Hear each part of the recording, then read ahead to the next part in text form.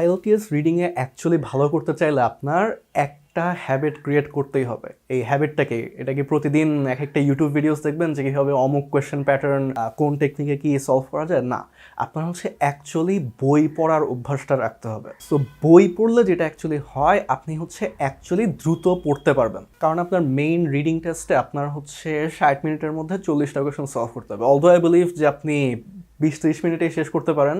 হ্যাঁ, আমি এই কথাই বলছি, বাট ওই পর্যায়ে যেতে গেলে আপনার অ্যাকচুয়ালি বই পড়ার ভালো একটা অভ্যাস থাকতে হবে। এটার সাথে আপনার ভোক্যাবুলারিটা এক্সপ্যান্ড করবে, সো আপনি আরও নতুন নতুন ওয়ার্ড শিখবেন, যেগুলো হচ্ছে আপনি পরে আপনার স্পিকিংয়ে বা রাইটিংয়ে অ্যাপ্লাই করতে পারবেন। আর সাথে রিডিংয়ের জন্য সব থেকে ইম্পর্টেন্ট যে বিষয়টা, সেটাই আপনাকে হেল্প করবে। সেটা কি? Actually reading comprehension. আমরা অলওয়েজ টেকনিকের উপর রিলাই করি, বাট আমরা প্যাসেজটাই বুঝি না যে কি বলতেছে না বলতেছে। তো হয়তো বা আপনি প্যাসেজ 1 এবং প্যাসেজ 2তে এই টেকনিক ফলো করে পার পেয়ে যাবেন কাইন্ড অফ, কিন্তু passage 3 the designed in this way, এইভাবেই ডিজাইন করা যেন হচ্ছে আপনি টেকনিক ইউজ করতে গিয়ে ধরা খান।